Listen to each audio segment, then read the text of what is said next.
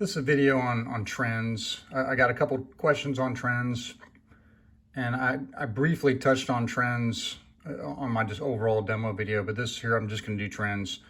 So I think the way I pulled up a trend, and this is how I usually do it, if I'm on a graphic and I see a computer point, like here this is pressurizer level, you know, if you right click on the value, there's this trend, and then you can either pick historical trend or one of the live trends, time interval. Then you go to it and there's just a 10-minute trend of pressurizer level.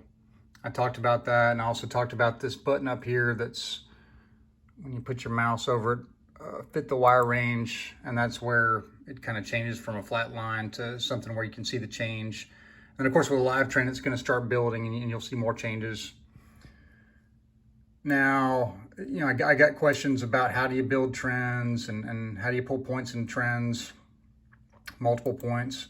So a couple of things on that. And again, this is just how you pull it up from a graphic. Just go ahead and close this graphic. That's one way to do it. There is on the EDS toolbar the trend button. It says trends, but that's not really how you pull up a trend. This is the trend group manager, and this is where you can save trends. So to actually do a trend, there's the way that I just showed you just by right clicking on the value in a graphic. But I think the more normal classic way is the second button where it says tag. This is the point list. These are all points that are in ICS both units. So you left click on that and it pops up this window. So from this window, if you know the computer point or points that you want to trend, you could just simply, you know, just scroll through this list and find the point. If you look up here, there's also a search window. So if you want to you could just put in partial wildcard, like you can put in, you know, let's just put, you know, U11 and hit return. When you do that, it's all these points that start with U11, whatever the value is. And then of course, you can do units 1 or unit 2, or we'll just pick on unit 1, just do unit 1 only. So from this point list, just like the graphic, you can right click and then you can say trend, pull up a trend. And again, I'll just pick on just a 10-minute historical trend, and this pops up. Then I got the question of, well, how do you add multiple points to a trend? Well, here I'm doing it on my home computer and I only have one screen. This would be easier if I was to work with my multiple screens, but I'll see if I can demonstrate this. So I've got this one point in a trend. If you want to add more points from this point list, you just left click, grab the point, and just pull it over to the trend window, let it go. You've added another point. Go over to the trend, the list of points, left click, grab it, pull it over. Now here I've got 3 points in a trend window. How many? Honestly, I don't know. I know in ICS you're limited to 8 points. EDS allows more. I got up to 11 or 12 about a week ago when I got a request for data, and I didn't go past that. So again, this is one trend window. Can you pull up multiple trend windows? The answer to that's yes.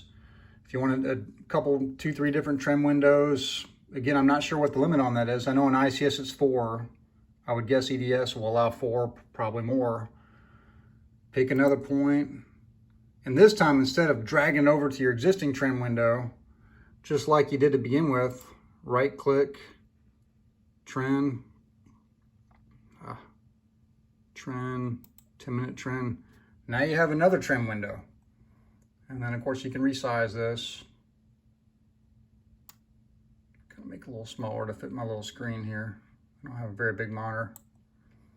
And just like in the other trend window, now that you've got this trend window, you can left click and just dump more points into this trend. Here, I'll minimize this point list. Come here, so you can see a little better. So now I've got two trend windows. I've got one trend window here with 2 points. I've got another trend window here with, looks like 3 points. And you know, when you have trends, if you want to save it, put your mouse over this button with the disk, save current trend and default group. Click on save, and you can give it a name. I'll just call it test. Probably gonna delete it later. Say okay. I'll close this trend. And what I mentioned earlier is this button up here, the trend button that says trends, it's actually groups. So when I click on that, you can see where I just saved that trend, default group test. So how do you open that up? Well, if you click on it, you can expand it and you can see the computer points that are in it. The way you just run that trend is from here, you can say right click and execute, and that'll execute the trend and open it up.